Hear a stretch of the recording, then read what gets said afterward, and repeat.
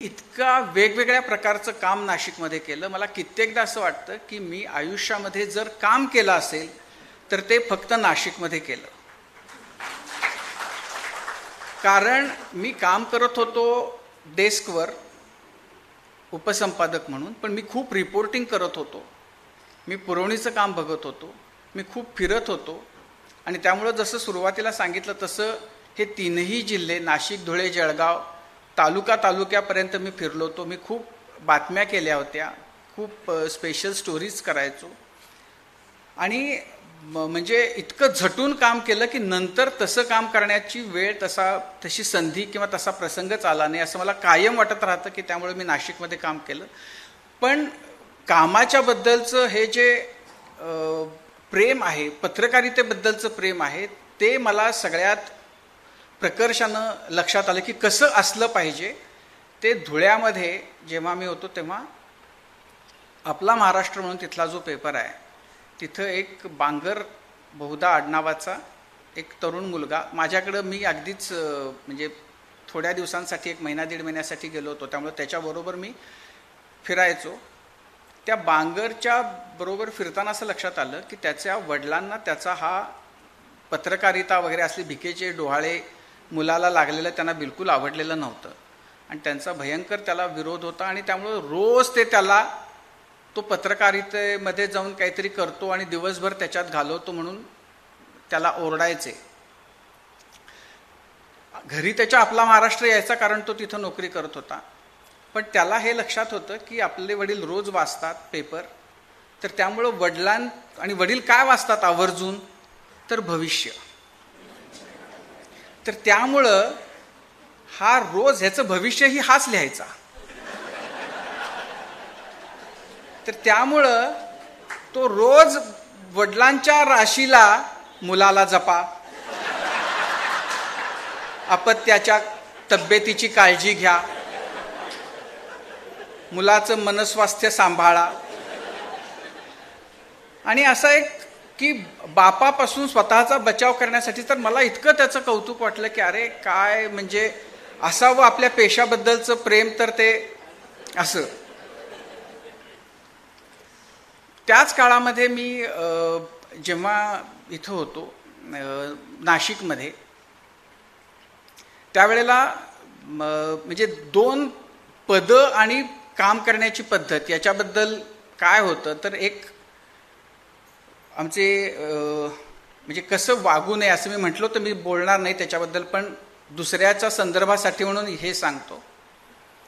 तर आमचे जे मॅनेजर होते ते फार उत्साही होते. म्हणजे आम्ही जसे ट्रेनी होतो तसेच तेही ट्रेनीच होते मॅनेजर म्हणून. आणि त्यामुळे त्यांना फार उत्साह होता आणि ते म्हणजे त्यांना काय करू आणि काय नको असं होऊन जायचं. आणि त्यामुळे त्यांनी सगळ्या ऑफिसला असं एकदम धारेवर धरलेलं होतं. रोज रात्री ते ऑफिसला जेव्हा येत, म्हणजे ते घरी गाडी मागवत आणि रात्री 10 वाजता ऑफिसमध्ये काय चाललंय, प्रिंटिंग होते का नीट वगैरे हे बघण्यासाठी येत. आणि ते येत तेव्हा वर सफारी, हातामध्ये ब्रीफकेस आणि पायामध्ये स्लीपर. आणि ते प्रिंटिंग वगैरे सगळ्यामधून त्यांना बिचाऱ्यांना त्या कशाशीच काही गंध नव्हता, पण त्यांना उत्सुकता, उत्साह इतका दाटलेला होता त्यांच्या मनामध्ये, त्यामुळे ते रोज यायचे. तर प्रिंटिंग करणाऱ्या लोकांना असा फार प्रश्न होता की हे रोज येतात, पण म्हणजे ब्रीफकेस घेऊन काय येतात, असतं काय त्याच्यामध्ये. म्हणून ते मशीनवर चढलेले असताना कोणीतरी उघडून बघितलं तर आतमध्ये फक्त एक माकड टोपी असायची. आणि त्यांनी सगळ्याला फार धारेवर धरलं होतं. पण त्या काळामध्ये एक जोशी नावाचा सकाळमध्ये वॉचमन होता, राजस्थानी होता. तो आणि त्याचा मुलगा असे दोघंही तिथं नोकरी करायचे शिफ्टमध्ये. त्या जोशीनं मला जो एक वाक्य बोलला ते माझ्या म्हणजे आता 35-36 वर्षांनंतर सुद्धा माझ्या असं अगदी मनावर कोरलं गेलेलं असं ते वाक्य होतं. ह्या आमच्या मॅनेजरांच्या सगळ्या काय म्हणूया आपण तऱ्हेवाईटपणामुळं सगळेच जण परेशान होते आणि ते फार धारेवर धरतात असं सगळ्यांचंच मत होतं. तर काहीतरी त्यावेळेला बोलताना तो मला असं म्हणाला की अरे, तो हिंदीमध्ये बोलला, राजस्थानी हिंदीमध्ये, की तो म्हणाला की अरे साहेब, हे काय इतकं सारखं ताणतात. खरं तर असं आहे की पतंग जर उडायचा असेल तर त्याला कधी ताण द्यावा लागतो आणि कधी ढिला सोडावा लागतो. तो तुम्ही नुसता जर ताणून धरला तर तो कधी उडणार नाही आणि नुसता ढिला सोडला तरी तो उडणार नाही. त्यामुळं ह्याचं भान ठेवलं पाहिजे. मला तो इतका मोठा आयुष्यभरासाठीचा गुरुमंत्र मिळाला आणि मला असं वाटतं की नंतरच्या आयुष्यामध्ये त्यानं दिलेला हा मंत्र कळत न कळत मी आयुष्यभर पाळत राहिलो. की आपण कोणत्याही ऑर्गनायझेशनमध्ये तुम्ही जर मोकळीक नाही दिली तर प्रश्न निर्माण होतात आणि तुम्ही जर फार मोकळीक दिली तर सगळा स्वैराचार होतो आणि मग त्यातनंही प्रॉब्लेम निर्माण होतात. त्यामुळे तो बॅलन्स ज्याला साधता येतो त्याचा पतंग वर उडू शकतो. आणि तो धडा त्याच्याकडून, त्या वॉचमनकडून घेऊन मी नाशिकमधून जेव्हा दिल्लीला गेलो, दिल्लीची पत्रकारिता भटेवरा आहेत. मी जेव्हा गेलो तो काळ असा होता की माझ्यासारख्या तरुणांना तिथं फारसं पाठवलं जायचं नाही आणि बऱ्याचदा ज्यांना पाठवलं जायचं ते शिक्षा म्हणून पाठवलं जायचं, त्यामुळं त्यांना तिथं राहायचं नसायचं. म्हणजे मी जेव्हा गेलो तेव्हा मी असं टार्गेट ठेवून गेलो होतो की प्रकाश कर्दळे इंडियन एक्सप्रेसमध्ये 3 आठवडेच राहिले, त्यामुळे आपण किमान कर्दळेंच्या एवढं राहायचं. आनंद आगाशे एक्सप्रेसमध्ये 3 महिने राहिले, मग दुसरा टप्पा आनंद आगाशे, आपण तेवढं राहायचं. सुकृत खांडेकर 1 वर्ष राहिला, वासुदेव कुलकर्णी 2 वर्ष राहिले. त्यावेळेला असलेले व्यंकटेश केसरी मी जाणार आहे असं म्हणत आता 91 पासून तिथं अजूनही आहेत, पण असे कमी होते. पण जेव्हा मी दिल्लीला गेलो तेव्हा अनेक वेगवेगळ्या प्रकारचे अनुभव आणि शिक्षण म्हणूया असं त्यावेळेला होऊन गेलं. आणि त्यातला सगळ्यात मोठा धडा राजकारणाच्या बद्दलचा जो मला मिळाला तो सुशीलकुमार शिंदेंकडून. त्यावेळेला अर्थातच TV चॅनल्स नव्हते, मोबाईल फोन नव्हते, फॅक्स मशीन होते, टेलिप्रिंटर आणि टेलिप्रिंटरच्या माध्यमातून, ईमेलच्या माध्यमातून बातम्या पाठवाव्या लागत. सुशीलकुमार शिंदेंच्याबद्दल मी त्यावेळेला अशी चर्चा होती, सुशीलकुमार शिंदे जनरल सेक्रेटरी होते आणि त्यांच्याकडं खूप बिहार आणि ईशान्य भारताचा चार्ज त्यांच्याकडे होता आणि ते असे खूप पॉप्युलर राजकारणी होते त्यावेळेला. तर त्यांना महाराष्ट्रामध्ये अध्यक्ष म्हणून पाठवायची चर्चा त्यावेळेला सुरू होती.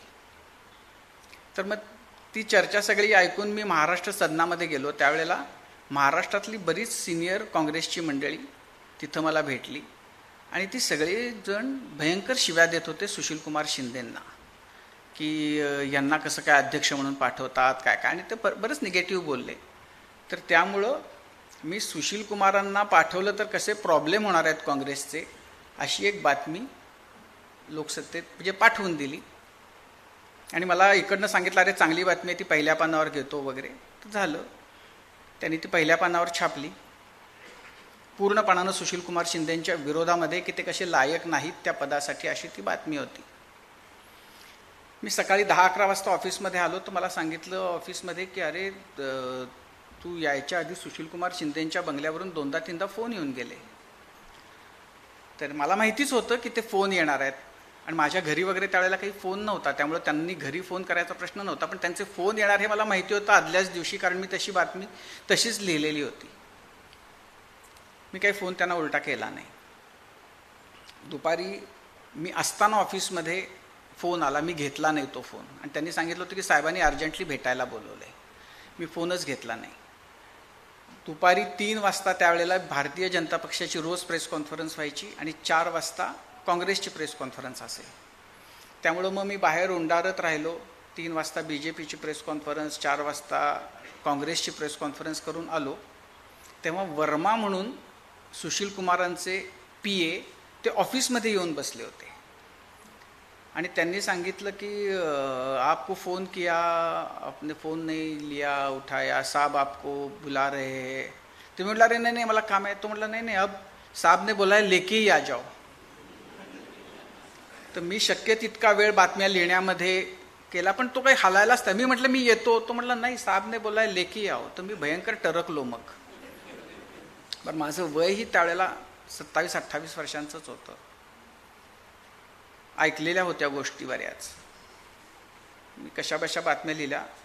म्हटलं कसं जायचं, तर ते म्हटले गाडी घेऊन आलो. मी गेलो, खाली गेलो, गाडीत बसलो, त्यांच्या बंगल्यावर गेलो. गेल्यानंतर त्यांनी सांगितलं खांडेकर साहब आहे. त्यांनी सांगितलं अंदर बिठा दो उनको. माझ्या पोटात गोळा आला. म्हटलं बाप रे काय.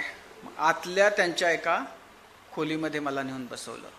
माझा जीव वर खाली की ऐकलेलं आपण बऱ्याच गोष्टी आहेत. सुशील कुमार, मला आवाज आला त्यांच्या पावलांचा, ते येत आहेत म्हणून, आणि मला माझी धडधड आणखीन वाढली. पण ते आले आणि आल्यानंतर त्यांनी मला बघितलं आणि अरे राजीवजी असं करून मला कडकडून मिठी मारली. तर मला काही कळेच ना. मी म्हटलं अरे मी एवढी विरोधात यांच्या बातमी लिहिली. ते म्हटले नाही. मी म्हटलं अरे काय. ते म्हटले अरे नाही काय मस्त बातमी लिहिली. मी म्हटलं मस्त बातमी, मी तर पूर्ण विरोधात बातमी लिहिली आहे. ते म्हटले हो अरे म्हणे की असं आहे की जेव्हा सत्ता होती त्यावेळेला मला अध्यक्ष व्हायचं होतं, त्यावेळेला म्हणे या कुणी मला अध्यक्ष होऊ दिलं नाही. आता सत्ता नाही आहे, आता तिथं जाऊन खिसे रिकामे करावे लागणार आहेत, आता मला अध्यक्ष म्हणून पाठवायसाठी चाललंय. आणि म्हणे कोणाला जायचं आहे आता तिथं, मला बिलकुल जायचं नव्हतं, बरं झालं ती बातमी छापली. आणि ती बातमी त्यांनी अशा पद्धतीनं फिरवली की त्यांचं येणं कॅन्सल झालं. आणि मला ना आयुष्यभराचा एक धडा मिळाला की पत्रकार म्हणून आपल्याला कितीही वाटलं की आपण याव लिहिलं, याची वाजवली, ते केलं, आपल्या बातमीचा परिणाम नेमका कोण कसा करून घेईल हे आपल्याला आयुष्यात कळू शकत नाही. त्याच दिल्लीमध्ये म्हणजे नंतर असं झालं की सुशीलकुमार शिंदे हे नरसिंहरावांच्या खूप जवळचे म्हणून त्यावेळेला ओळखले जात.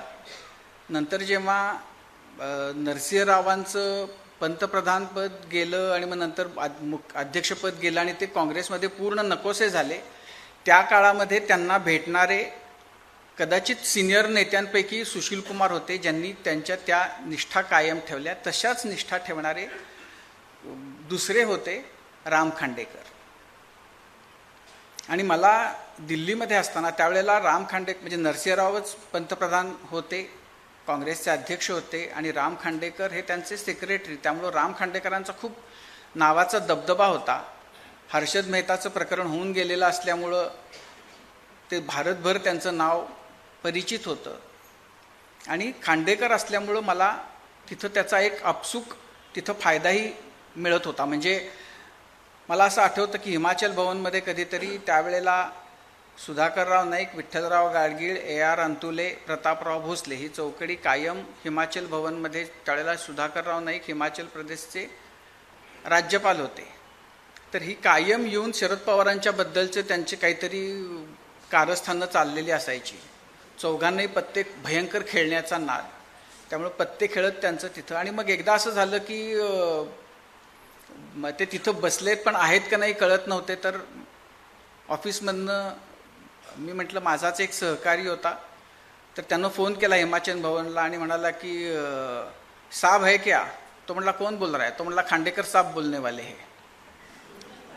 त्यानं फोन जोडून दिला, तर मी बोललो.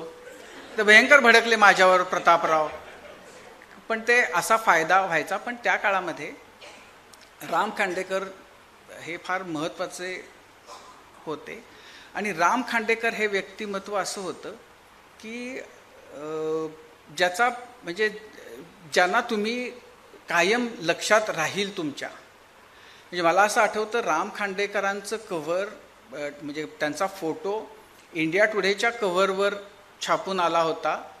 ते इतके साधे सरळ आणि सज्जन गृहस्थ होते की ते PMO मध्ये असताना सुद्धा आपला डबा, आपली कॉफी सुद्धा आपल्या थर्मासमधनं घेऊन जायचे आणि सायकलीला ते थर्मास लावण्यासाठीची जसा पंप लावायची जागा असते तशी ती जागा करून तिथं थर्मास लावून, आणि मला इथलं चहाही नको, दुपारी एकदा मी इथली कॉफी पितो असं त्यांनी मला सांगितलं होतं.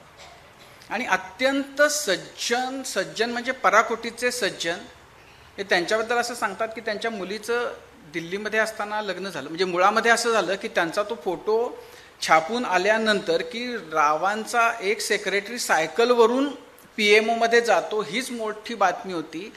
ते छापून आल्यानंतर मग सिक्युरिटीजनी आणि यांनी केलं की अरे नाही, तुम्ही असं जाणं बरोबर नाही आणि तुम्ही सायकलने नाही येता कामात. मग त्यांनी गाडी वापरायला सुरुवात केली.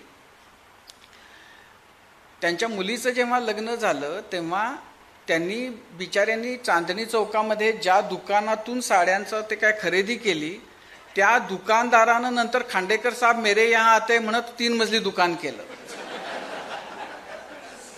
पण हे जसे होते तसेच राहिले. त्यांचा मला एकदा फोन आला दुपारच्या वेळेला आणि मला म्हणाले की अरे ते DDAचे फ्लॅट्स आहेत इथं, तू कुणाला शिफारस केली आहेस का? अमुक कुणाला त्यांनी सांगितलं, त्याला तू शिफारस केली आहेस का याला फ्लॅट द्यावा म्हणून?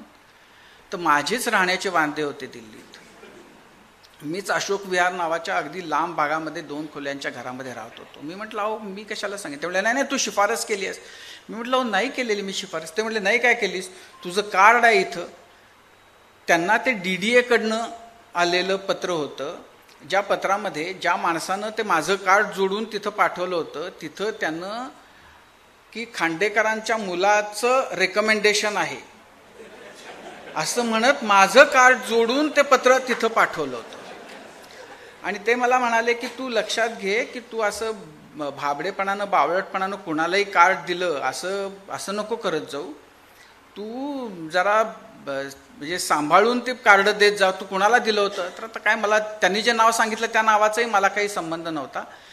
पण ते राम खांडेकर जे नंतर म्हणजे नागपूरला शिफ्ट झाले, ज्यांच्याकडं अनुभवाचा म्हणजे इतक्या गोष्टी त्यांनी बघितल्या होत्या ज्या त्यांनी त्यातल्या काही लिहिल्या, पण त्यांना असं नेहमी वाटत आलं की आपण जर सगळंच खरं सांगितलं तर फार भयंकर गोष्टी होतील. त्यामुळं ते खाजगीमध्ये काही गोष्टी बोललेही नाहीत, पण त्यांनी अनेक अनुभव घेतले होते दिल्लीचे नेत्यांचे. आणि म्हणजे त्यांचा साधेपणा आणि इतक्या मोठ्या पदावर राहून सुद्धा त्यांचं जे वागणं होतं ते कधीही त्याच्यामध्ये अंतर पडलं नाही. म्हणजे त्यांच्यामुळंच नरसिंहरावांना भेटण्याची संधी अनेकदा मिळाली आणि त्यांच्याचमुळं शेवटचं जे नरसिंहरावांची माझी भेट झाली ती कराडचं साहित्य संमेलन करून, ज्याच्यामध्ये नरसिंहरावांचं अतिशय अप्रतिम असं उद्घाटनाचं भाषण झालं होतं. आणि जी गोष्ट एरवीही नरसिंहरावांशी बोलताना जाणवत असे की त्यांचं मराठी बोलणं हे इतकं छान मराठी की इतकं छान मराठी आपल्यापैकी कोणीही बोलत नाही. इतकं छान उत्तम मराठी ते बोलत. त्यांचं मराठी ते साधारण 60व्या म्हणजे 60 मधलंच मराठी तिथंच ते थांबलेलं होतं. त्यामुळं त्यावेळच्या भाषेतला जो गोडवा तो त्यांच्या भाषेमध्ये तसाच राहिला होता. नवं इंग्रजी शब्द ॲड करत असं मराठी त्यांचं नव्हतं. आणि त्यामुळे खूप अप्रतिम असं त्यांचं भाषण करून ते राजभवनात आले. तेव्हा मला खांडेकरांचा फोन आला होता की अरे तुला असेल भेटायचं तर ये. आणि मग मी राजभवनात गेलो आणि मला ते म्हणजे मला नरसिंहराव म्हटलं की तेच नरसिंहराव आठवतात. जेव्हा मी राजभवनामध्ये अनेक खोल्यांपैकी अशा म्हणजे हॉस्टेलच्या जशा खोल्या असतात तशा राजभवनामध्ये आहेत. असं काही स्पेशल सूट वगैरे नव्हता त्यांना मिळालेला. तशा खोल्यांपैकी एका खोलीमध्ये ते होते. त्यांच्या कॉटवर म्हणजे बेडवर बॅग अशी उघडी होती पडलेली, त्याच्यामध्ये काही कपडे त्यांचे. आणि नरसिंहराव आले ते टॉवेल गुंडाळून, पांढरा टर्किशचा टॉवेल गुंडाळलेले नरसिंहराव. आणि त्यांच्याशी बोलणं म्हणजे हे इतकं आनंददायी असं त्यांचं राजकारण, त्यांनी अनेकांची लावलेली राजकीय वाट आणि त्यामध्ये नंतर त्यांची लागलेली वाट वगैरे ह्या सगळ्या गोष्टी जरी सोडल्या तरी म्हणजे विद्वान म्हणजे त्यांच्यामधून ते विद्वत्तेचं असं ते सगळं असं झळकत असायचं. तर तो त्यांचा अनुभव. आणि त्यानंतर दिल्लीमध्ये दुसरं त्यावेळचा जो ज्यानं दिल्लीची सत्ता खऱ्या अर्थानं उपभोगली असं म्हणता येईल ते प्रमोद महाजन. म्हणजे माझं तर आजही हे मत आहे की दिल्लीमध्ये प्रमोद महाजनांनी जशी सत्ता उपभोगली तशी त्यांच्या आधी किंवा त्यांच्या नंतर इतर कुठल्याही मराठी माणसानं नाही उपभोगली. म्हणजे प्रमोद महाजनांचं जे काही तिथं दबदबा होता. आणि मला तर खरं म्हणजे पहिल्यांदा जेव्हा मी असं बघितलं की मावळणकर हॉल हा तिथला पार्लमेंटच्या जवळ एक सभागृह आहे आणि तिथं भाजपच्या देशभरातल्या आमदार खासदारांच्या साठीच्या मिटिंगा वर्षातून एकदा होत असत आणि त्यामध्ये इतके दिग्गज भाजपचे त्या काळामध्ये नेते होते. म्हणजे वाजपेयी, अडवाणी, सिकंदर बग, म्हणजे असे आपण सगळी थोर नेते मंडळी भाजपची आज जी आहेत ती त्यावेळेला स्टेजवर असत आणि पार्टीची लाईन जी काही आहे ती प्रमोद महाजन सांगत असत. आणि म्हणजे फारच दबदबा त्यांचा दिल्लीच्या राजकीय वर्तुळामध्ये होता. त्या प्रमोद महाजनांनी म्हणजे जेव्हा 22 एप्रिलला त्यांना गोळ्या मारल्या प्रवीणनं, त्याच्या एक 8 दिवस आधी प्रमोद महाजनांच्या बरोबर मी आणि कुमार केतकर आम्ही जेवण्यासाठी भेटलो होतो. आणि म्हणजे मला 22 तारीख यासाठी साधारण एक 8 ते 10 दिवस होते. दुसऱ्या दिवशी नाहूर रेल्वे स्टेशनचं उद्घाटन होतं ते त्यांनी सांगितलं होतं. आणि नाही 21 तारखेला उद्घाटन झालं आणि 22ला ही घटना घडली.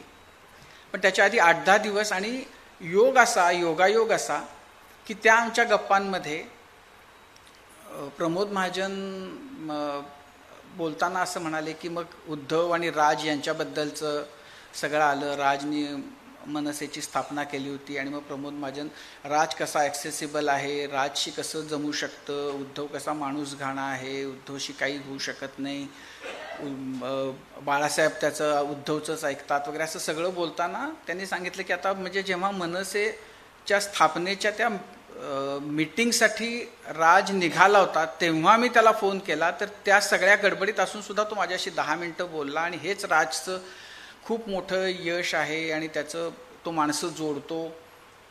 आणि मी सांगतो म्हणे की जर राजनं 10-12% मतं जर घेतली तर आम्ही तर यांना लाद घालू आणि आम्ही मनसेलाच बरोबर घेऊ, हा काही हे नाही. पण म्हणे मी राजला हे सांगितलं की तू फार म्हणजे तू चुकीच्या पद्धतीनं विचार केलास की तू असं शेवटी कितीही म्हटलं आणि बाळासाहेबांना तुझ्याबद्दल कितीही प्रेम आणि काही असलं तरीसुद्धा शेवटी तू पुतणे आहेस आणि उद्धव मुलगा आहे. आणि त्यामुळं काहीही असलं तरीसुद्धा शेवटी जे काही आहे ते बाळासाहेबांचं उद्धवलाच जाणार. म्हणजे आता म्हणे माझ्या बाबतीत आमचा राहुल कसाही असला तरी माझं जे काही आहे ते राहुललाच जाईल ना, ते काय प्रमोद प्रवीणच्या मुलांच्याकडे थोडंच जाईल. आणि मग हे राजला समजलं नाही, त्यानं समजून घ्यायला पाहिजे हे. मग असं करत भावाभावांमधले संबंध आणि त्याच्याबद्दल बोलताना तो म्हणाला की हे ना भावाभावांमध्ये भानगडी होतात. त्यामुळं मला फार महत्त्वाचं वाटतं रुईयांच्याबद्दलचं. तर तो मला म्हणाला की तू कधी गेलास का रुईयांच्या घरी? तर मी म्हटलं मी घरी नाही गेलेलो, मी शशी रुईयांना भेटलो आहे, पण रवी रुईयांशी काही माझा परिचय नाही. शशींना बी भेटलो आहे काही वेळेला. तर ते म्हणे नाही त्यांच्या ऑफिसला जा म्हणे तू. त्यांच्या ऑफिसमध्ये अशी व्यवस्था आहे की शशीचं ऑफिस आणि रवीचं ऑफिस एकाच फ्लोअरला दोघांच्याही केबिन्स आहेत. आणि त्या केबिन्सही अशा की त्याच्यामध्ये काही मध्ये पार्टिशन वगैरे नाही आहे. त्यामुळे दोघांची टेबल्स मध्ये अंतर आहे बरंच, पण दोघांचेही टेबल्स, त्यांच्या खुर्च्या, त्यांच्या समोरच्या सगळे एकसारखी रचना आहे त्यांनी केलेली. आणि रवीकडं कोण येतं ते शशीला कळतं, शशीकडं कोण जातं ते रवीला कळतं. त्यामुळे लोक मागून कान भरतात वगैरे ह्या सगळ्या भानगडी ज्या असतात त्या तिथं होत नाहीत. आणि त्याहीपेक्षा म्हणे महत्त्वाची गोष्ट दोघांनी केली आहे की शशीनं त्याच्या विलमध्ये असं लिहिलं आहे की त्याची जी प्रॉपर्टी आहे ती त्याच्यानंतर रवीच्या मुलांच्याकडे जाईल आणि रवीची जी प्रॉपर्टी आहे ती त्याच्यानंतर शशीच्या मुलांच्याकडे जाईल. तर म्हणे सगळा शेवटी जो आटापिटा असतो तो मुलांच्यासाठी ठेवण्याकडं सगळ्यांचा कल असतो. तर म्हणे ती त्यांनी भानगडच ठेवलेली नाही आणि इतकं शहाणपणानं ते दोघं भाऊ वागलेत वगैरे असं सगळं त्यांनी सांगितलं. आणि त्यानंतर जेमतेम 8 दिवसामध्ये त्याच्याच भावानं त्याला गोळ्या मारल्या. त्याच्यातही गोष्ट अशी की जेव्हा मला केतकरांचा सकाळ सकाळी फोन आला की अरे तुला कळलं का प्रमोदला मारलं. तर मला म्हटलं प्रमोदला. तर म्हणजे प्रमोद महाजनला. मला वाटलं मारलं म्हणजे कोणीतरी मारहाण केली. तर मी म्हटलं कुठं मारलं. तर म्हणे नाही घरीच मारलं. म्हटलं कोणी मारलं. तर ते म्हणे अरे नाही ते काय त्याच्या भावानेच मारलं. तर मग तोपर्यंत मी टी व्ही लावला. तर मला असं माझ्या मनात पहिला विचार आला की अरे प्रवीणला फोन केला पाहिजे आणि त्याला फोन करून विचारूया की तुमचं काय भाऊबंदकी वगैरे अशी काही आहे का की कोण प्रमोदला जाऊन प्रमोद मारलं. म्हणजे मला असं वाटलं की मारहाणच केली असंच माझ्या डोक्यामध्ये होतं. तर म्हणून मी टी व्ही लावला तर त्याच्यावर बातमी येत होती की गोळी मारली आहे. तेव्हा मला कळलं.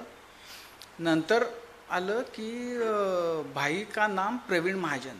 तर प्रवीणला म्हणजे मी केतकर आम्ही सगळेच जण खूप चांगले ओळखत होतो.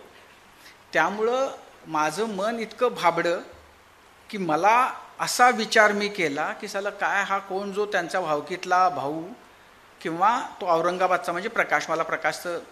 मला असं वाटलं की त्यानं मारलं आणि स्वतःचं नाव प्रवीण सांगतोय. कारण प्रवीण असं काही करू शकेल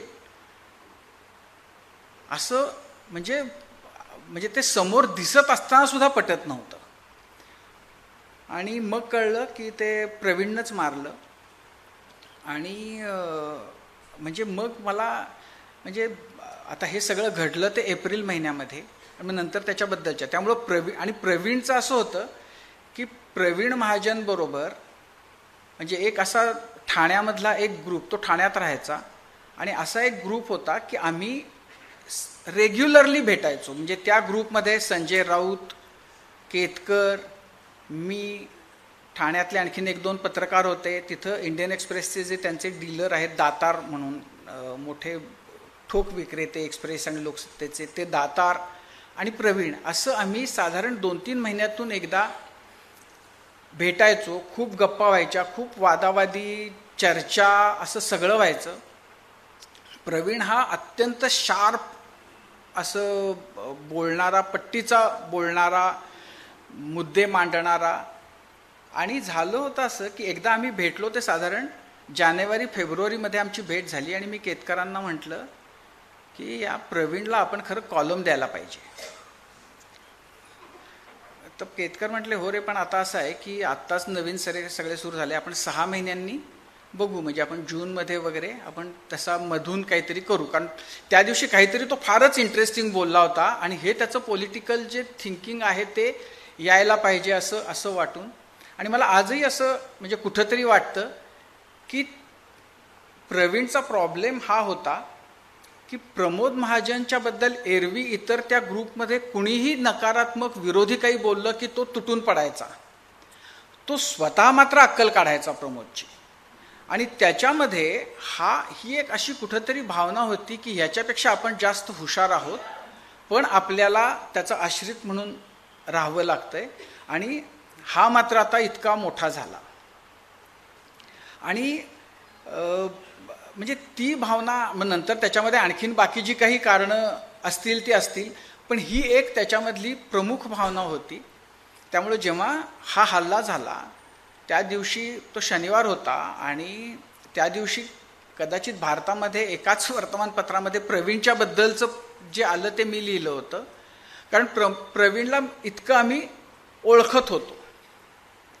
आणि मग नंतर प्रवीण नाशिकच्याच जेलमध्ये होता आणि मग नंतर त्यानं मला असा निरोपही पाठवला की अरे आता काय तुम्ही आता ओळख सोडून दिली का, विसरलात का, भेटायला तुम्ही येत नाही वगैरे. तर मग काही पत्रकार त्या ग्रुपमधले नाशिकला येऊन त्याला भेटूनही गेले होते. नंतर मग जेव्हा तो पॅरोलवर सुटला आणि म्हणजे पॅरोलवर तो बाहेर आला त्यावेळेला मग त्याचा परत असाच फोन आला की तुम्ही काय भेटत नाही, बोलत नाही आणि मला बोलायचं आहे, पण ह्या विषयाच्या बद्दल नाही. पण त्याची एक मुलाखत आम्ही केली. ती मुलाखत केली, मग त्यानं परत हे केलं की नाही मग तू ये भेटायला. तर म्हटलं ठीक आहे मी येईन. पण ज्या दिवशी मुलाखत झाली त्याच दिवशी रात्री त्याला दुसऱ्या दिवशी का तिसऱ्या दिवशी त्याला परत यायचं होतं, इथं हजर व्हायचं होतं आणि त्याला ब्रेन हॅमरेज झालं आणि त्याला हॉस्पिटलमध्ये ॲडमिट करायला लागलं.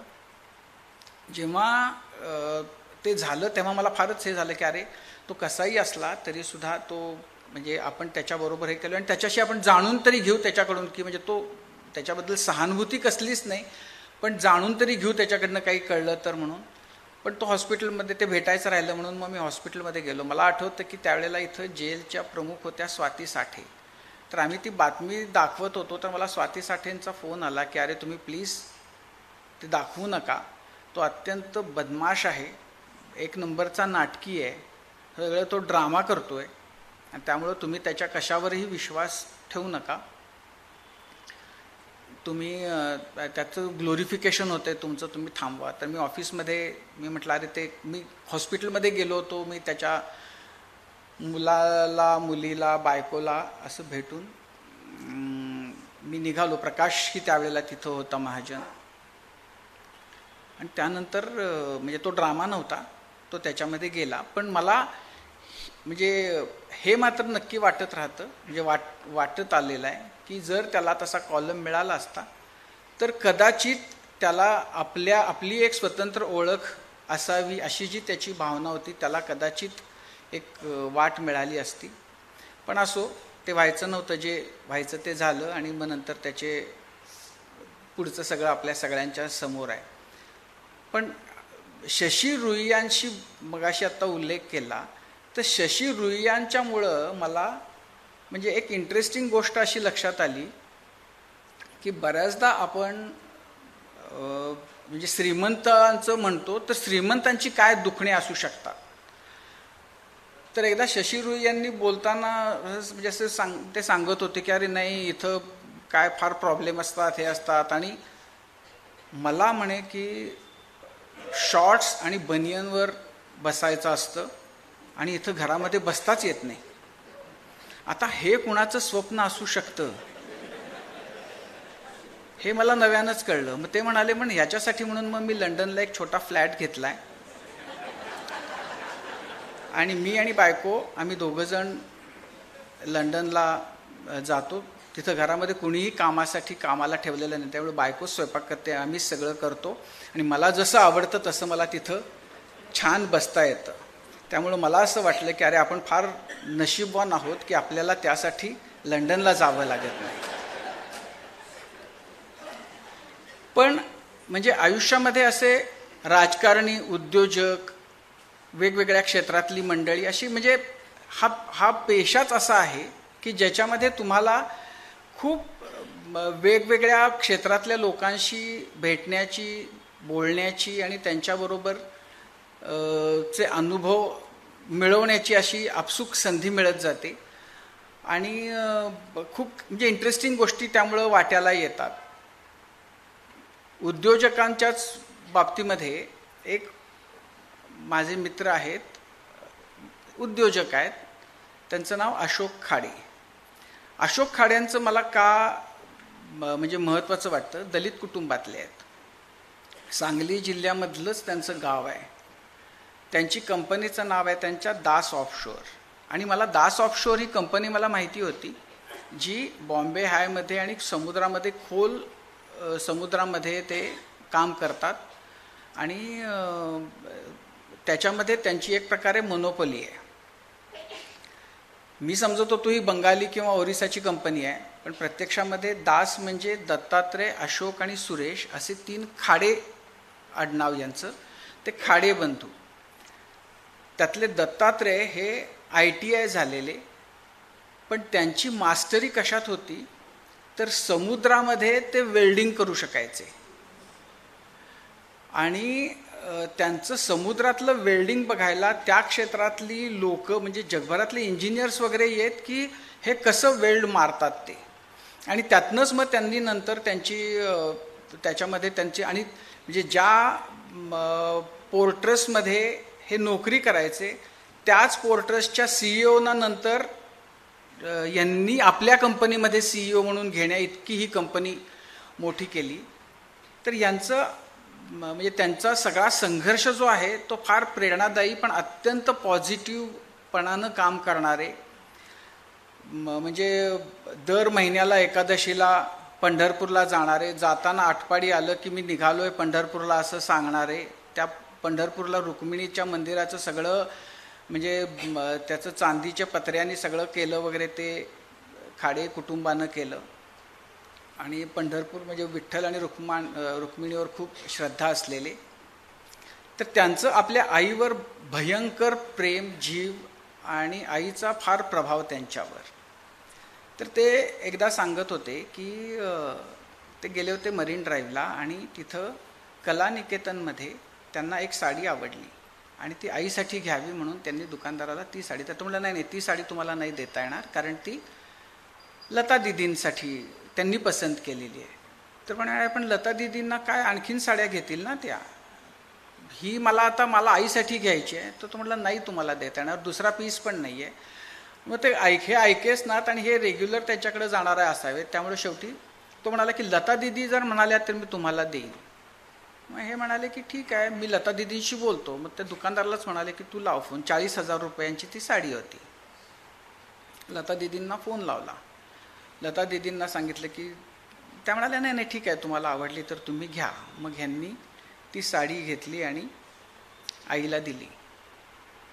आईला दिल्यानंतर आईला आवडली, ठीक आहे झालं. मध्ये काही दिवस गेले आणि मग नंतर यांना एकदम आठवण आली साडीची आणि आईला म्हणाले की अरे आई ती साडी मला दिसत नाही आहे, ती कुठं आहे?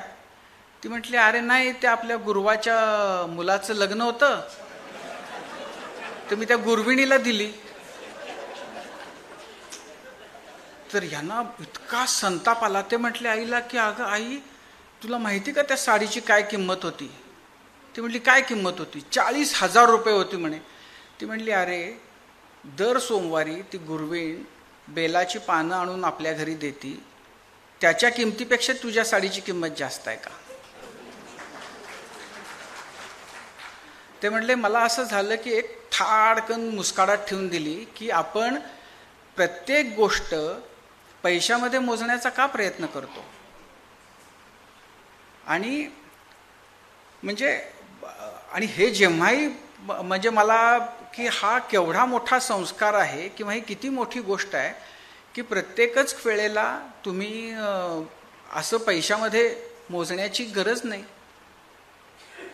आणि आयुष्य जगण्यासाठी, चांगलं आयुष्य जगण्यासाठी दर खेपेला पैसे हवे असतात असंही नाही. म्हणजे तुमच्याकडे पैसे कमी असतील तरीसुद्धा तुम्ही आनंदानं कसं जगू शकता आणि आनंद मानायचा तर कसं मानू शकता याचा फार पूर्वी म्हणजे मी नाशिकमध्ये असतानाच अनुभव घेतलेला होता. नाशिकमध्ये असताना एक माझा मित्र आहे श्रीनिवास हेमाडे म्हणून, जो संगमनेरला तत्त्वज्ञानाचा प्राध्यापक म्हणून नंतर निवृत्त झाला. आम्ही जेव्हा इथं सकाळमध्ये आम्ही बरोबर होतो. पगार तो माझ्यापेक्षा 4 वर्षांनी मोठा, त्यामुळे त्याचा 800 रुपये आणि माझा 600 रुपये. आमच्या दोघांची सुट्टी गुरुवारी हेमाडे त्यावेळेला म्हणजे असा म्हणजे तत्त्वज्ञानाचा विद्यार्थी आणि असा असल्यामुळं तो तसाच होता. म्हणजे असे केस मोठे सोडलेले आणि मग तो आम्ही सकाळी इकडं येऊन इकडं त्याच्याकडं लुना होती, त्या लुनावरून चक्कर मारून आम्ही साधारण म्हणजे घरी गेलो की मग तो सचैल स्नान म्हणजे असं आठवड्याभराचं स्नान करून केस मोकळे सोडून असा एकदम फ्रेश होऊन म्हणजे संध्याकाळ उजाडेपर्यंत तो चालायचा कार्यक्रम. आणि साधारण असं 3 सांजा व्हायची वेळ आली की मग त्याला फार उत्साह यायचा. आणि मग आमच्या रूममधली जो बेड होता त्या बेडवर पांढरी स्वच्छ बेडशीट अंथरली जायची जी गुरुवारसाठीच राखीव होती. मग जो एक टेबल लॅम्प होता तो ऑन करून वर सरकवला असा त्याचा वर छताकडं त्याचं तोंड केलं जायचं.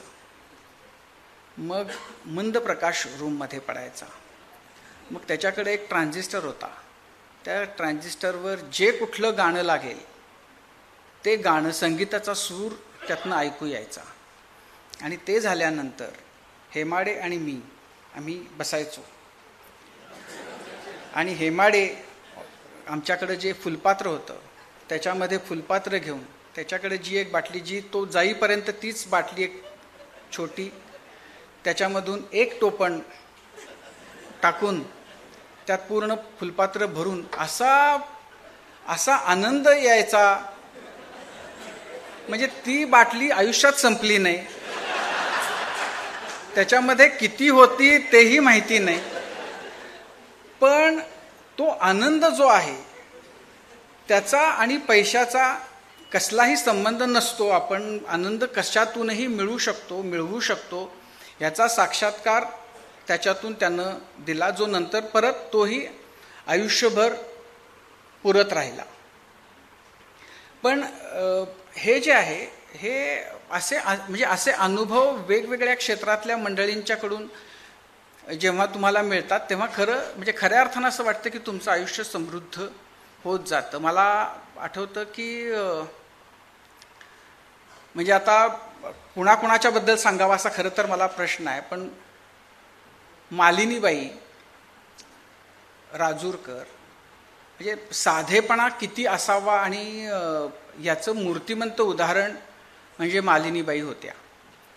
आणि मालिनीबाईंना जेव्हा पहिल्यांदा भेटण्याचा प्रसंग आला तेव्हा त्या हैदराबादला आम्ही गेलो होतो आणि मालिनीबाई म्हणजे त्यांची तर भय होती की नाही आपण संगीताबद्दल नकोच बोलायला, आपण बाकीच बोलू. मी म्हटलं अरे पण ठीक आहे, भेटतोय तर भेटूया, आपण बोलू. तर सुरुवात कशापासून व्हावी तर म्हणजे सांसारिक गोष्टी आणि म्हणजे त्या तर मला सांगत होत्या की नाही मी पोळ्या करताना ना तांदळाची पिठी वापरते, त्याच्यामुळं पोळ्या खुसखुशीत होतात. आणि म्हणजे मला ॲक्च्युअली की आपण खरंच मालिनीबाईंशी बोलतोय का कमलाताई ओगलेंशी बोलतोय. पण त्या मालिनीबाई म्हणजे जेव्हा त्या स्टेजवर येत तेव्हाच्या मालिनीबाई आणि नंतरच्या मालिनीबाई यांच्यामध्ये म्हणजे इतकं अंतर आणि इतका साधेपणा. आणि एक तर प्रसंग असा आहे त्यांच्याबद्दलचा की तो मला दोन्ही बाजूंकडून समजलेला.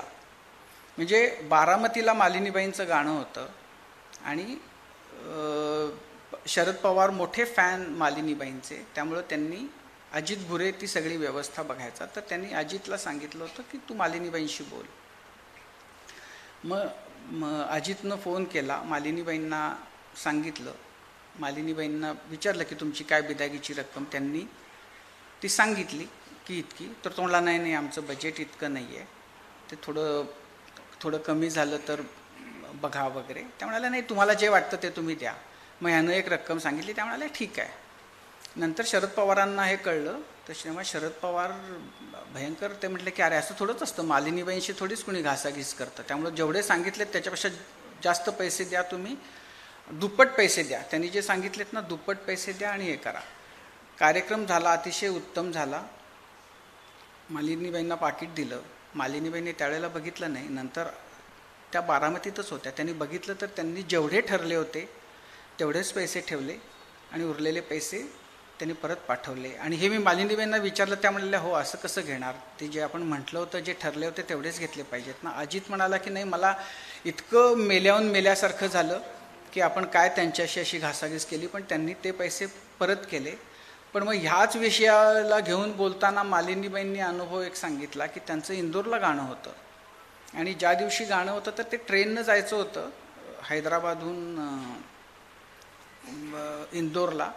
पण नेमकी हैदराबादमध्ये दंगा सुरू झाला आणि त्यामुळं तिकडचं जाणं तो म्हणजे कर्फ्यू लागला हैदराबादमध्ये, त्यामुळं मग ते कार्यक्रमाला जाणं शक्यच नव्हतं. तर दंगल एवढी मोठी होती की ती भारतभर त्याच्या बातम्या आल्या वगैरे सगळं झालं.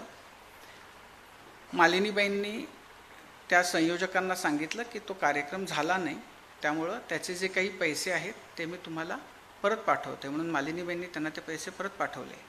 संयोजकांनी मालिनीबाईंना सांगितलं की कार्यक्रम कॅन्सल केला, तुमच्यामुळं कॅन्सल झाला, पण हॉलचं भाडं, लाऊडस्पीकर, हे ते याच्यासाठी इतके पैसे दिले होते. तर मालिनीबाईंना त्यांनी निम्मे पैसे त्याच्याबद्दलची अपेक्षा त्यांनी सांगितली आणि मालिनीबाईंनी तेही पैसे परत पाठवून दिले. मला असं वाटतं की म्हणजे ऊस गोड लागला तर मुळापासून खाण्याची जी काहींची वृत्ती असती ती ह्याच्यापेक्षा म्हणजे काय, म्हणजे असा तर म्हणजे आणि असा अनुभव मालिनीबाईंनाच येऊ शकतो. इतरांच्या समोर असं हिंमतही करणार नाही कोणी. पण मालिनीबाईंच्या वाट्याला त्यांच्या एकूणच सगळ्या सौजन्यशीलतेमुळं तो आला अनुभव. पण असेच म्हणजे आता मंगेशकरांच्याबद्दल, खास करून हृदयनाथांच्याबद्दल आणि मंगेशकर कुटुंबाबद्दल इतके प्रवाद आहेत, त्यातलं काय खरं काय खोटं तो. पण माझा वैयक्तिक मंगेशकरांच्याबद्दलचा अनुभव तो म्हणजे की असं की म्हणजे मी सांगू नये आणि सांगितलं तर त्याच्यावर विश्वास ठेवणार नाही, इतक्या वेगळ्या प्रकारचा. म्हणजे हृदयनाथांच्याबद्दल तर असं की म्हणजे 8-8 तास आम्ही सलग गप्पा मारल्यात. म्हणजे ते आले, आम्ही गप्पा मारत बसलो, मग आम्ही काहीतरी रेकॉर्ड केलं, म्हणजे 4 तास गप्पा मारल्या, 2 तास रेकॉर्ड केलं, परत 2 तास गप्पा मारल्या, असं किमान 4दा तरी झालेलं असेल. पण म्हणजे मंगेशकरांच्याबद्दल म्हणजे आशाबाईंच्याबद्दल असेल, लता दिदींच्याबद्दलचे अनुभव की म्हणजे एकदा माझ्या हस्तेच एक मंगेशकर पुरस्काराचा कार्यक्रम होता आणि हृदयनाथ मंगेशकरांनी मला सांगितलं की उद्धव ठाकरेंच्या हस्ते तो कार्यक्रम होणार होता. आणि कोरोना आला आणि उद्धव ठाकरेंचंच ऑपरेशन झालं, त्यामुळं तो शेवटच्या क्षणी असं झालं की 8 दिवस आधी ते येऊ शकत नाहीत. तर मला हृदयनाथ मंगेशकरांचा फोन आला की अरे ते उद्धव ठाकरे येत नाही आहेत तर काय. तर मी म्हटलं नाही आपण बघू. मी तर म्हटलं त्यांना असं आहे की दीनानाथांच्या नावाचा पुरस्कार तुमच्यापैकी कुणीही दिला तरी घेणाऱ्याला त्याच्यापेक्षा आनंद दुसरा काय असणार आहे.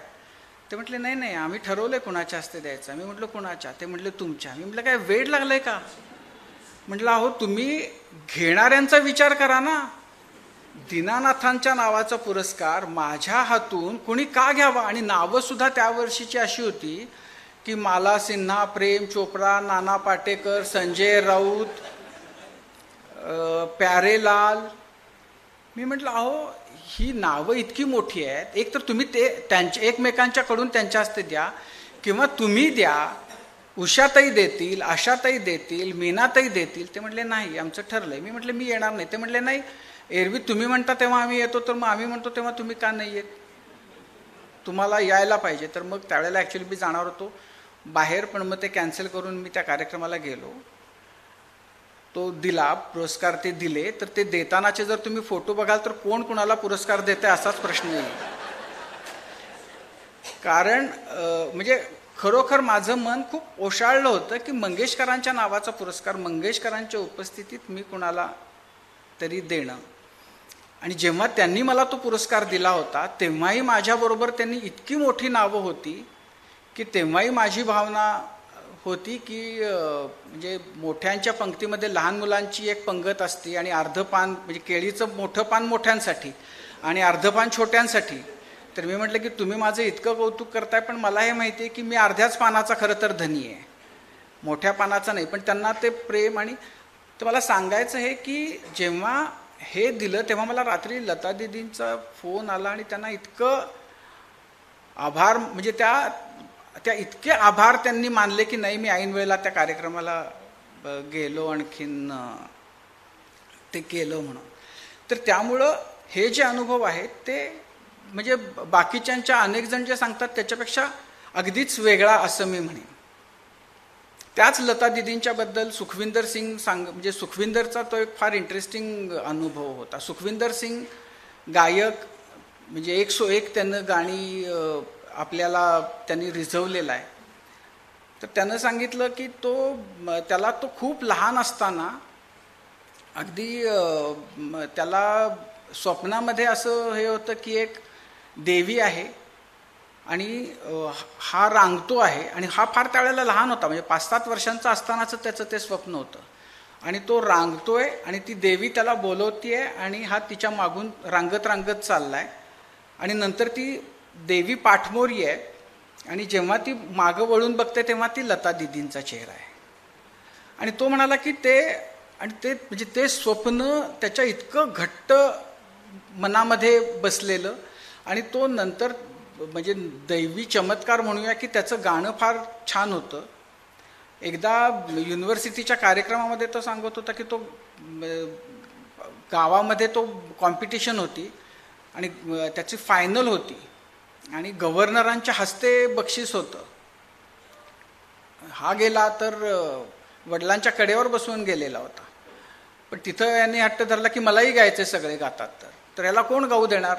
तर शेवटी त्यांनी हे केलं की अरे नाही ठीक आहे एवढा म्हणतोय तर त्याला गाऊ दे. तर तो गायला, तो असं गायला की त्या कॉलेजच्या मुलांमध्ये ह्याचा नंबर आला. आणि म्हणजे तो आता असा आहे की तो अधिकृतरित्या स्पर्धक नव्हता, तो त्याच्यासाठी पात्रही नव्हता, पण सांगितलं नाही तो सगळ्या सर्वानुमते तोच आहे तर त्यालाच दिली पाहिजे. तर तो म्हणाला की जेव्हा ट्रॉफी दिली तेव्हा हा इतका रडला ती ट्रॉफी घेताना, कारण त्याला असं समजलं होतं की ट्रॉफी देणार आहेत. तर त्यामुळं ट्रॉफी का नाही म्हणून तो रडला. तर त्याच्यातलं मूल आणि जे आहे ते म्हणजे ते असं इतकं जागं की म्हणजे मला तर तो म्हणजे आणि मी आता हे जे सांगतोय ते माझी खात्री आहे की तुम्ही कधी असं ऐकलेलं नसेल. तो वाचनाच्या बद्दल आणि तो म्हणाला नाही मला फार आवडतात आणि बालकथा आणि मुलांच्या आहे तर तो भयंकर मला आवडतं. तर आवडतं म्हणजे काय, तर तो रोज रात्री चांदोबाच्या गोष्टी ऐकून झोपतो म्हणजे त्यानं वाचायसाठी माणूस ठेवलाय. त्याचं काम हे की रोज रात्री त्याला चांदोबाच्या गोष्टी वाचून दाखवायच्या आणि हा ऐकत झोपतो. आणि त्यामुळं तो म्हणाला की पूर्वी माझा जो आम्ही टूरला जायचो तेव्हा 21 जणांचा आमचा चमू होता, आता तो 22 जणांचा झालाय, कारण हा चांदोबा वाचणारही बरोबर. तर मी इतका इम्प्रेस झालो की आता मला मध्यंतरी चांदोबाचे सगळे खंड 1000 रुपयामध्ये ऑनलाईन मिळाले. तर मी सगळे म्हणजे मी ते सुखविंदरच्या इतक्या प्रभावात गेलो की ते सगळे मी डाउनलोड करून घेतले आणि आता मग झोपताना आपल्यालाही सुखविंदर सारखं असं करून पाहिलं. पण म्हणजे ही सुखविंदर असेल, बॉलिवूडमधली मंडळी असतील, स्पोर्ट्समधली असतील, क्रिकेटमधले असतील, मला वाटतं किती वेळ झाला मला माहिती नाही, संपायला पाहिजे. पण संपवताना म्हणजे स्पोर्ट्स म्हटलं की आपल्याला अर्थातच क्रिकेट, आणि क्रिकेट म्हटलं की सचिन आणि विनोद कांबळी आणखीन म्हणजे दोघांशीही माझा परिचय आणि त्यात विनोदशी थोडं जास्त असं मी म्हणेन. त्यामुळे विनोदच्या बद्दल असं की इतका प्रतिभावान तो खेळाडू, आणि नंतर जे झालं तर मी कधीतरी एकदा विनोदशी बोलताना त्याला की त्याच्या सगळ्या करिअरचं जे झालं त्याच्याबद्दल आम्ही बोलत होतो. तो म्हटला नाही असं झालं की सचिन लिफ्टनं वर गेला आणि मला एक जिना चढत वर जावं लागलं.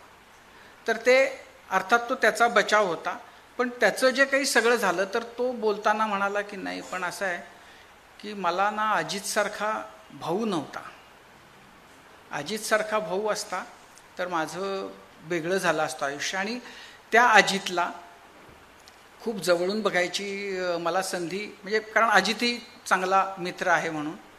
आणि अजितला जेव्हा सचिन निवृत्त झाला त्यावेळेला अजितला म्हटलं की आम्ही तुझ्याशी कॉन्ट्रॅक्ट करू, आणि तो पूर्ण ते 10 दिवस अजित आमच्या बरोबर होता. आणि मग आम्ही रोज अजितशी बोलायचो आणि सचिनच्या बालपणीच्या गोष्टी आणि त्याच्याबद्दलच्या त्याच्या आयुष्यातल्या किस्से, आणि मग तो त्यांच्याबद्दल, वडिलांबद्दल वगैरे असं सांगायचं. म्हणजे त्याच्याकडनं मला हे कळलं, ही सगळी भावंडं म्हणजे सचिन असेल, अजित असेल, हे कारचे भयंकर शौकीन आहेत आणि वेगात गाड्या चालवतात.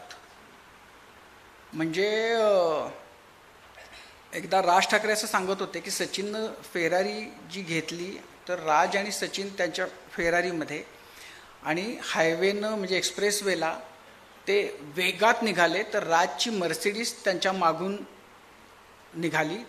तर त्या गाडीच्या त्या स्पीडला जायचं म्हणून ती गाडी मागची मर्सिडीज, तर एका पॉईंटला मागच्या मर्सिडीजचे 4ही टायर एका वेळेला बस झाले. आणि नशिबानं तो चालक चांगला चालवणारा असल्यामुळं काही झालं नाही आणि ती मर्सिडीज होती म्हणून. तर असं फास्ट चालवणारे, तर सचिनचं असं म्हणणं की सचिनपेक्षा अजित फास्ट चालवतो. बरं, एरवी अजित सचिन म्हणजे अजित म्हणजे ते इतके मृदू नम्र आणि असे आहेत की ह्यांना गाडीमध्ये बसल्यानंतर काय अंगात संचारतं. तर अजितनं बोलताना असं सांगितलं की एकदा तो चालला होता आणि कुणीतरी त्याला झूप करून पास होऊन गेलं. त्यानं बघितलं रागानं, तर ते त्याचे वडील होते. तर मला तर असं की रमेश तेंडुलकरांसारखा माणूस फास्ट गाडी चालवत होता ह्याच्यावर माझा म्हणजे मला विश्वासच नाही बसला. कारण रमेश तेंडुलकर ही इतके म्हणजे शांत आणि भिडस्त स्वभावाचे. नायगावकरांनी एकदा सांगितलं की धुळ्याला ते एका रूममध्ये म्हणजे कवी संमेलनासाठी गेले होते आणि ते तिथं राहिले, तर एकाच रूममध्ये होते. तर यांना कधीतरी पहाटे जाग आली आणि बघितलं त्यांनी, तर रमेश तेंडुलकर असे बसून होते. ते म्हणले, अरे का तुम्ही का झोपला नाही? ते म्हणले, नाही ती बेडशीट फार खराब आहे. तर ती बेडशीट खराब आहे, तर त्यांचा स्वभाव इतका भिडस्त की त्यांना ती बेडशीट कोणाला तरी ओरडून बदला वगैरे, असं ओरडून काय बदला असं पण त्यांनी सांगितलं नाही. ते बिचारे निमूटपणाने स्वतः हाल सहन करत बसून राहिले.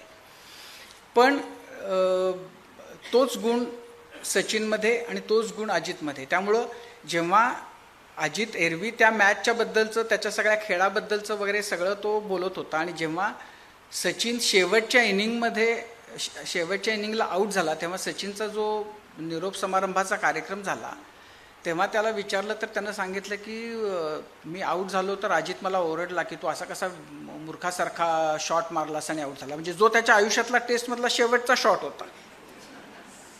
पण तरी अजित त्याला ओरडला. आणि मला परवा म्हणजे सहज असं मी चाळत होतो, तर मला माझ्या फोटोंमध्ये अशी एक क्लिप मिळाली की सचिनची रिटायर झाल्यानंतरची प्रेस कॉन्फरन्स, आणि त्याच्यामध्ये सचिन सांगतोय, अजितबद्दल बोलतोय, आणि अजित माझ्या समोर बसलाय आणि अजित आणि आम्ही ती बघतोय. आणि मीच ती टेप केली की मलाच ती फार इतकी गंमत वाटली की सचिन अजितबद्दल बोलतोय आणि अजित माझ्या शेजारी बसून ते बघतोय. आणि मी ती, तर मला परवा बघताना ते की, आणि तो त्याच्याचबद्दल सांगत होता की अजितचं कॉन्ट्रीब्युशन किती आहे. अजितनं स्वतःचं आयुष्यच नाही स्वतःला ठेवून घेतलं. आणि हे केवढा मोठा निर्णय आहे तसं बघितलं तर. दोघांच्या वयामध्ये इतकं अंतर, म्हणजे तसं पाहायला गेलं तर सचिन हा सावत्र भाऊ. अजित आणि नितीनची आणि त्यांची आई गेली तेव्हा ती मुलं छोटी होती, म्हणून सचिनच्या आईशी रमेश तेंडुलकरांचं लग्न झालं. वयामध्ये इतकं अंतर. पण अजितनं ते बघितलं, अजितनं ते ओळखलं, आणि अजितनं त्याच्यावर विश्वास ठेवला. मग ते दादरला गेले, सगळं केलं, आणि अजितनं आयुष्यात फक्त सचिनचं करिअर हे स्वतःचं करिअर म्हणून बघितलं. कदाचित सचिन झालाही नसता, तो फेल झाला असता तर अजितचं काय झालं असतं. पण हा कसलाही विचार न येता अजितनं जेव्हा ते केलं, तेव्हा म्हणजे विनोद कांबळी जेव्हा म्हणाला तेव्हा मला असं वाटलं होतं की ठीक आहे, तो म्हणतो त्यात खरं आहे, पण तेच काही नाही. पण नंतर असं जाणवतं की नाही, विनोद म्हणतो ते खूप त्याच्यात तथ्य आहे. आणि अजितचं केवढं मोठं कॉन्ट्रीब्युशन आहे. जर तसा कोणीतरी विनोदच्या बाबतीत असता तर कदाचित विनोदचंही भरकटलेलं तारू सावरलं असतं. आणि ते इतकं भरकटलं, मध्यंतरी असं झालं की त्याच्याबद्दलच्या वेगवेगळ्या बातम्या आल्या, तर आम्हाला वेगवेगळे म्हणजे वर्ल्ड कपच्या निमित्तानं किंवा IPLच्या निमित्तानं कायम एक्सपर्ट लागतात. तर मी त्या विनोदच्या बातम्या बघून मी आमच्याकडे सांगितलं की आपण विनोदला घेऊया, जरी तो त्याची असेल तरी आपण त्याला सपोर्ट केला पाहिजे. जेव्हा विनोद आला माझ्याकडं दिल्लीमध्ये, तर मला असं झालं की म्हणजे मला ॲक्च्युली माझ्या डोळ्यात पाणी आलं. कारण म्हणजे अत्यंत खराब पॅन्ट, पायातल्या चपलाही अत्यंत वाईट प्लॅस्टिकच्या असल्यासारख्या, आणि म्हणजे ह्याच्या शैलीदार बॅटिंगकडं सगळे असे विस्मयानं पाहायचे असा हा मुलगा. सचिनच्या बरोबरीनं ज्याचं नाव घेतलं जायचं असा हा मुलगा, आणि नियतीनं त्याला कुठून कसं आणलं आणि त्याला अर्थातच त्याचं स्वतःचंही कर्तृत्व जबाबदार होतं. त्याच्यातनं मैत्रीमध्येही नंतर त्या दोघांच्या खंड पडला. पण ती जर मैत्री काय करू शकते याचं वेगळं उदाहरण मला बघायला मिळालं ते आमिर खान आणि सत्यजित भटकळच्या बाबतीत. म्हणजे त्या दोघांच्या बरोबर जेव्हा सत्यमेव जयते सुरू झाला तेव्हा आपल्यापैकी सगळ्यांनी सत्यमेव जयते पाहिला असेल, तर सत्यमेव जयतेमधल्या त्या सगळ्या एपिसोड्सचा म्हणजे जो विषय त्यांनी घेतलेला असे त्या विषयाचा समाजामध्ये प्रत्यक्षात काय परिणाम होतो आहे ते पाहण्यासाठी त्यात आम्ही ABP न्यूजवर आणि सगळ्या नेटवर्कवर असर नावाचा कार्यक्रम सुरू केला होता. म्हणजे जर कचऱ्याचा प्रश्न त्यात मांडला असेल तर मग गावागावांमध्ये कचऱ्याची काय स्थिती आहे, काय काम होतंय असं. आणि मग त्यासाठी नियमितपणानं रोज नाही दर आठवड्याला आमिर आणि त्या सत्यमेव जयतेचा प्रोड्युसर म्हणून सत्या आणि त्याची बायको सत्याची स्वाती असे ते येत असत. आणि ज्याच्यातून पुढं पाणी फाउंडेशन म्हणजे अशा विषयाला घेऊन करावं असं आलं आणि पाणी फाउंडेशन झालं. आणि त्यातून आमिरनं जे काम केलं त्याला म्हणजे किती वेळा नमस्कार करावा असं मला वाटतं. कारण लोकांना कामाला श्रमाला तयार करणं हे इतकं मोठं इतकं चॅलेंजिंग गोष्ट आहे की म्हणजे पैसे काढून द्या आणि पैसे वाटा ही फार सोपी गोष्ट आहे. आणि म्हणजे की तुम्ही जाळं द्यायला पाहिजे लोकांना मासे पकडण्यासाठी, ना की मासे घेण्यासाठी पैसे द्यायला पाहिजेत. आमिरनं हे जे केलं आणि त्यामुळं बाकी म्हणजे माझं तर असं मत आहे की गांधीजींच्या नंतर जर लोकांना कामाला प्रवृत्त जर कुणी केलं असेल आणि एका ठिकाणी एका गावात नाही, म्हणजे एक राळेगण सिद्धी किंवा एक हिवरे बाजार नाही, शेकडो गावातल्या लोकांना कामाला प्रवृत्त करून तिथं पाणी अडवण्याचं काम इतक्या सक्सेसफुली त्यांनी केलं. त्या गावांमध्ये फक्त पाणी अडवून उपयोग नाही तर नंतर त्याच्यातनं पुढचे वेगळे प्रश्न निर्माण होऊ शकतात. म्हणून मग तुम्ही सामूहिक शेतीकडं लोकांना घेऊन जाणं आणि आज शेकडो गावं सामूहिक शेतीकडं वळलीत आणि ज्याच्यातून शेतकऱ्यांचा त्यांचं सगळं म्हणजे त्यांचं स्तर उंचावायला ज्याला मदत झाली, ज्याच्यामध्ये शेतकऱ्यांना वैज्ञानिकदृष्ट्या शेती करण्याचं शिक्षण दिलं जातं आणि शेतकरी ते शिकतायत, असं इतकं मोठं आणि इतकं महत्त्वाचं काम. आणि जो आज आपल्या म्हणजे सगळ्या व्यवस्थेमध्ये सगळ्यात दुर्लक्षित उपेक्षित असा जो भाग आहे शेतीसारखा, त्याच्यामध्ये हे काम करणं ही खूप मोठी गोष्ट आहे. आणि बॉलिवूडमधला आमिर खानसारखा इतका यशस्वी कलाकार ते काम करतोय, तर याचं म्हणजे त्याचं श्रेय आमिरला नक्कीच आहे, पण तितकंच सत्यजितला आहे. आणि सत्यजित भटकळच्या मध्यमवर्गीय झालेल्या संस्कारांना आहे असं मी म्हणेन. आणि म्हणजे त्या दोघांचंही त्यात कौतुक आहे की आमिरनं सत्याला कायम बरोबर ठेवलं आणि सत्या आमिरला कायम अशा मार्गांवर घेऊन गेला जिथं बॉलिवूडमधला कधीही कोणीही यापूर्वी जायला धजावलेला नव्हता. आणि म्हणजे त्यांचं मैत्र हे इतकं विलोभनीय आहे. म्हणजे कधीतरी बोलताना सत्यानं सांगितलं होतं की म्हणजे ते तिघांचा म्हणजे मुळामध्ये सत्यजित आणि आमिर हे अगदी शाळकरी वयापासूनचे घट्ट मित्र. आणि सत्यजितच्या कॉलेजमध्ये आमिरला ॲडमिशन नाही मिळाली म्हणून आमिरला जिथं मिळते तिथं सत्यानं ॲडमिशन घेतली वगैरे असं त्यांचं ते नातं. मग नंतर आमिरनं जेव्हा कयामत तक जेव्हा म्हणजे रिलीज झाला त्यावेळेला आमिर सत्याकडं त्या दिवशी प्रीमियर होता आणि आमिर सत्याकडं जेवायला आला होता. ते जेवले.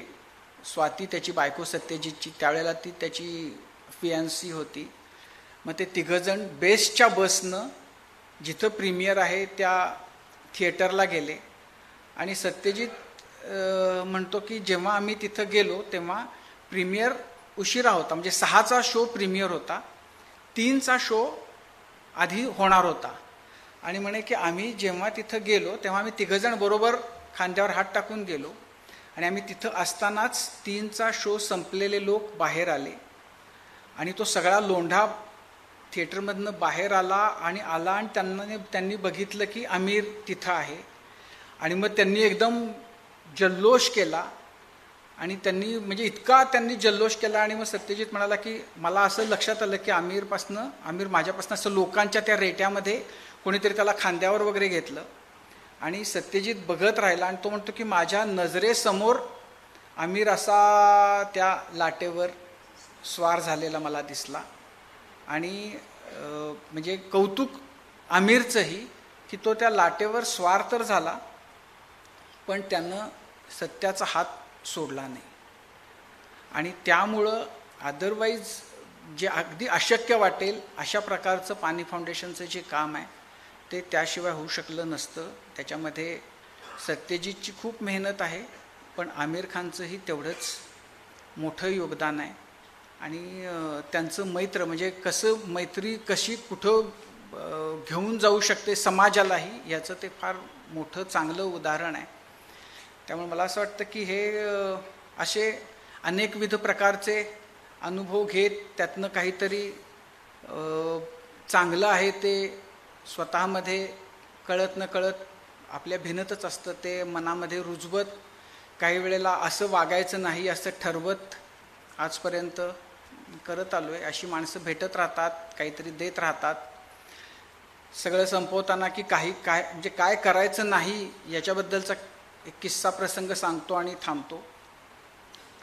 तो दिल्लीमधल्याच एका माझ्या पूर्वसुरीचा बद्दलचा किस्सा होता. कुठंतरी पार्टी होती. पार्टीतून तो म्हणजे त्या दिवशी जवाहरलाल दर्डा महाराष्ट्र सदनामध्ये त्यांना भेटले होते आणि त्यांची एक मुलाखत घेतली. ती मुलाखत पाठवून दिली. पहाटे 4च्या सुमाराला जरा म्हणजे जे काही आदल्या संध्याकाळचा जो सगळं जे काही होतं केलेलं त्याचं अंमल जरा कमी झाला. त्यामुळं पहाटे 4च्या सुमाराला जाग आली. तेव्हा असं भय झालं की अरे आपण दर्डांची मुलाखत घेतली पण दर्डा असे काळे काळे का दिसत होते. त्यांना ऑफिसला फोन केला. ऑफिसमध्ये फोन तर एडिटोरियलमध्ये कोणी नव्हतं त्यामुळं तो गेला प्रिंटिंग जिथं होते तिथं गेल्यानंतर त्यांना विचारलं की अरे ती बातमी आहे का. तर त्यांनी सांगितलं हो पहिल्या पानावर आहे. शनिवारचा दिवस होता. रविवारचा असल्यामुळं सर्क्युलेशन जास्त असल्यामुळं आधीपासूनच प्रिंटिंग सुरू झालं होतं. तो म्हणला अरे नाही थांबवा. तो म्हणला थांबवा काय आता सगळं संपत आलं. दुसऱ्या दिवशी महाराष्ट्रात हाहाकार झाला कारण दर्डा त्यावेळेला शरद पवारांच्या मंत्रिमंडळामध्ये उद्योगमंत्री होते आणि उद्योगमंत्र्यांनी इतकी सडेतोड टीका मुख्यमंत्र्यांवर केल्यामुळं हाहाकार माजला महाराष्ट्रात. का तसं झालं तर त्यांनी मुलाखत घेतली होती रासू गवईंची आणि त्या अवस्थेमध्ये चुकून ते गवईच्या ऐवजी चुकून जे काही दर्डा डोक्यात आलं ते दर्डा लिहिलं गेलं. त्यामुळं त्यातनं धडा हा की अशा अवस्थेत असताना असं कुठलंही काम करायचं नाही की असं काही होऊ शकेल. पण म्हणजे खरं तर जी माणसं अशी काहीतरी तुमच्यावर खूप तुम्हाला प्रभावित करतात, जे तुम्हाला खूप शिकवून जातात त्या सगळ्या यादीमध्ये आता खरं तर वृंदा भार्गवेंचं पण नाव ॲड केलं पाहिजे. कारण मी आत्तापर्यंत इतके कार्यक्रम, इतकी भाषणं, इतक्या ठिकाणी गेलो पण जो विषय घेतला आहे त्याच्यासाठी इतका पिच्छा पुरवल्याचं माझ्या आयुष्यात दुसरं. आणि म्हणजे किती बारकाईनं विचार करून किती म्हणजे झोकून देणं जर काही असेल तर ते मी त्यांच्याकडून शिकलं पाहिजे. इतकं प्रेम, इतकं कौतुक आईला फक्त वाटू शकतं मुलाबद्दल. इतकं कौतुक त्यांनी म्हणजे गेले अनेक काळापासून मी माझं होताना ऐकतोय. त्यामुळं ते फारच मला सुखावणारं असं आहे. त्यामुळे वृंदाताई तुमचे खूप आभार. तुम्ही हा सगळा अनुभव दिलात त्याबद्दल. अशी माणसं खरं तर आपल्या सगळ्यांच्याच आयुष्यामध्ये असतात, ती आपल्याला शिकवत असतात, काहीतरी सांगत असतात. आपल्याकडं होतं असं की आपण त्याच्याबद्दल तसा विचार करत नाही की किंवा एखाद्या व्यक्तीकडं बघून आपण की ह्यानं आपल्याला काय दिलं हा विचार आपल्या मनामध्ये येत नाही. माझी खात्री आहे की जर म्हणजे जसं मला वृंदाताईंनी सांगितलं तसं जर प्रत्येकानंच जर असं आपण स्वतःच्या आयुष्यामध्ये आलेल्या व्यक्तींबद्दल जर बघू तर अशी आपल्याला खूप इंटरेस्टिंग माणसं आपल्याही आयुष्यात आहेत, जी आपल्याला कळत न कळत खूप काही सांगतायत, शिकवतायत असं आपल्या लक्षात येईल. पण तुम्हाला पॉझिटिव्हिटी पेरणारी माणसं तुमच्या आयुष्यामध्ये सगळ्यांच्या भरपूर मिळवत येवोत अशी मी प्रार्थना करीन. खूप छान तुमच्याबरोबर बोलताना वाटलं आणि तुम्ही सगळ्यांनी इतकं छान त्याला प्रतिसाद दिलात त्याबद्दलही आभार मानतो आणि थांबतो. नमस्कार. एबीपी माझा, उघडा डोळे बघा नीट.